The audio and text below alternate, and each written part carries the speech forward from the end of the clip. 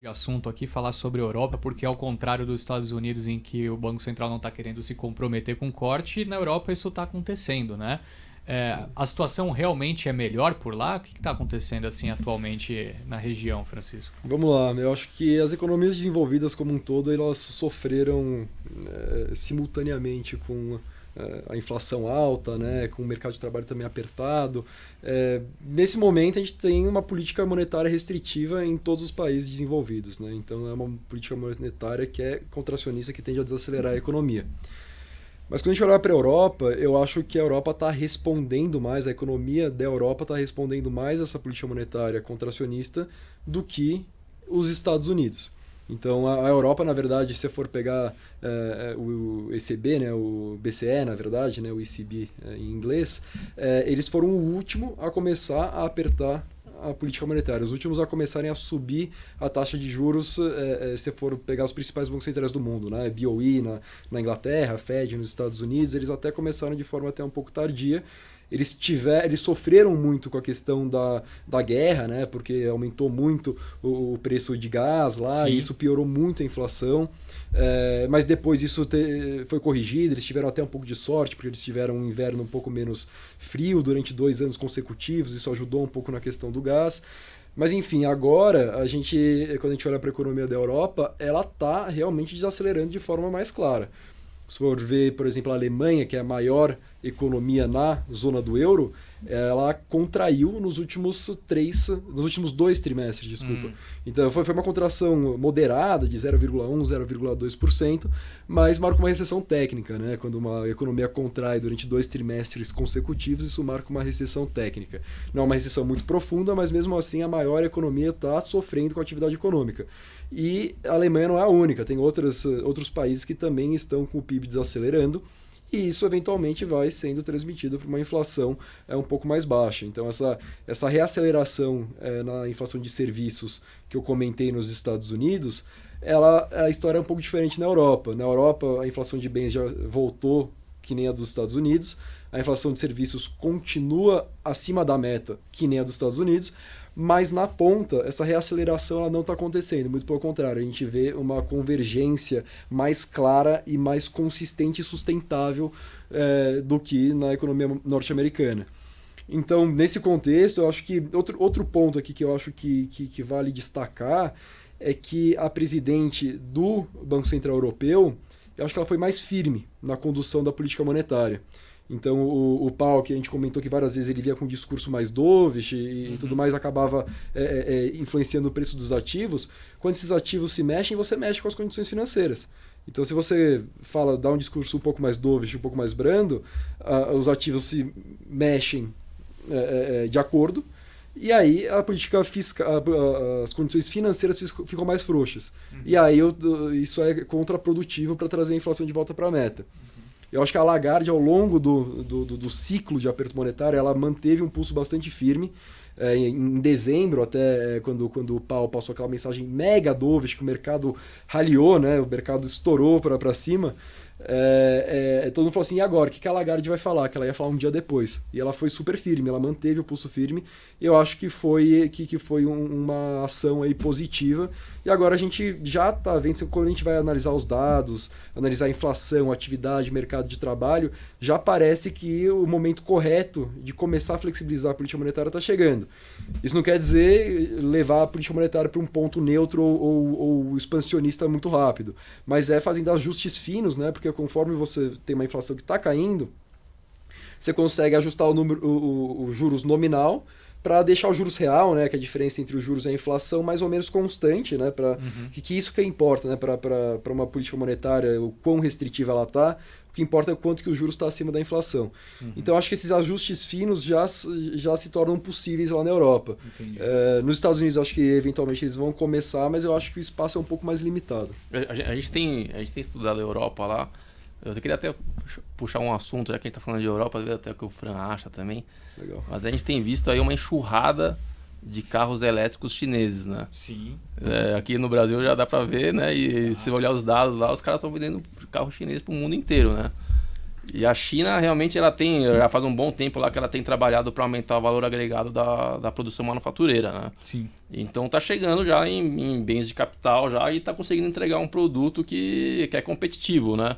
E bem mais barato do que os concorrentes. Assim, na relação ali custo-benefício ali, tá conseguindo achar um ponto que tá ganhando mercado. Então os caras estão ganhando mercado em produtos que a Europa produz, né? Em especial a Alemanha. A Alemanha tem um parque industrial muito forte e tem a indústria automobilística lá, de outros meios de transporte também, mas também de bens de capital em geral, que é bem importante, né? Não só para a Alemanha, mas para a Europa, que assim, tudo que é importante para a Alemanha é importante para a Europa, né? Sim. E quem viu a crise da Europa da década passada viu o quanto que a Europa era o pilar de sustentação enquanto todos os países estavam se atrapalhando. Então a gente tem discutido esse movimento, né, com uma coisa mais com preocupação em relação à economia alemã, né, e entendendo que é uma questão mais estrutural, assim, é uma questão difícil deles lidarem, assim, com o aumento da concorrência do chinês. Que o chinês, ele, cara, faz tempo já que ele tem trabalhado nisso e agora ele está conseguindo entregar um produto que consegue concorrer. Você diz no sentido de atividade, assim, pô, a produção que não é mais doméstica, a exportação que diminui, ou então, uma questão de uma exportação deflacionária chinesa, só que agora em produtos de maior valor agregado? Assim, acho que a exportação deflacionária chinesa desses bens é fato, né? Isso está realmente acontecendo e isso ajuda a trazer a inflação mais para baixo. Acho que para temas globais isso é um ponto positivo para a desinflação, né? Então a gente já consegue enxergar isso acontecer. Assim, para a Europa, especificamente, ela está sofrendo a concorrência dos produtos chineses. Sim, claro. Então, em termos de produção, ela sofre, né? Então, se você olhar lá a produção lá de automóveis na Alemanha, lá está caindo. Se eu não me engano, lá caiu 15% nos últimos anos aí. Então, imagina, o cara produzia lá tantos carros, caiu 15% da produção. É super preocupante, entendeu? Então, o lado bom da Europa, assim como todo, é que alguns outros países se organizaram, né? Depois da crise lá da década passada, que vários países se atrapalharam, tipo Portugal, Espanha, enfim, e mesmo Itália. E agora eles estão se mostrando mais fortes, né? Então é engraçado. Agora quem está sustentando um pouco a zona do euro são os países que antes estavam sendo sustentados pela Alemanha, né?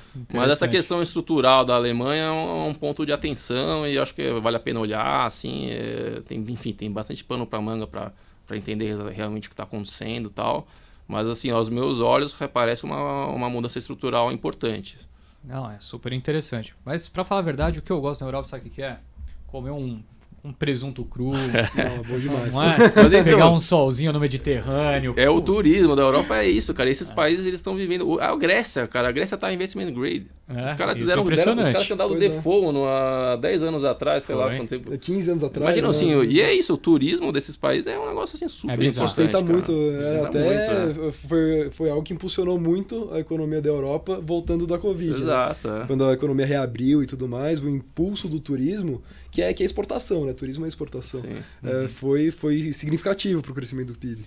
A hora que você vê que, assim, cabeça de quem não tem maturidade às vezes é difícil, né? Eu tava pensando, quando você tava falando sobre a Lagarde, você disse, né? Porque a presidente do Banco Central Europeu foi mais dura. Fiquei pensando assim, imagina se a gente fizesse um corte. Ex-integrante do BOE chama Jerome Powell de morde-a-sopra. Mas fique tranquilo, a gente mantém a nossa responsabilidade aqui. E foi um termo que o pessoal falou bastante esses dias, né? Exato. Perdão, fugi do tema. A gente tá falando de Europa e saiu até uma notícia hoje de manhã que eu achei bem curiosa, que foi a Suíça cortando juros, né? Normalmente quando a gente tá falando do Banco Central na Europa, a gente tá falando do Banco Central da Inglaterra e o europeu. O investidor médio, não estou falando de vocês que entram ali no detalhe. Só que a Suíça é um país super representativo também, um dos bancos centrais mais importantes do mundo e que não cortava juros há muito tempo, fez esse movimento agora. Ao mesmo tempo, né, a gente estava conversando sobre isso, mas você me disse o seguinte, mas por outro lado, da Austrália falou que esse ano não tem corte de forma alguma. Como que está essa dinâmica de... Primeiro, o que representa a Suíça fazer esse corte, se é que representa alguma coisa para esse universo? E ao mesmo tempo você ter do outro lado, tudo bem, do mundo também, que a situação pode estar bem diferente, mas um país que também tem a sua importância econômica, dizendo que corte lá não vai ocorrer nesse ano. Qual que é a representatividade dessas situações tão divergentes? Vamos lá.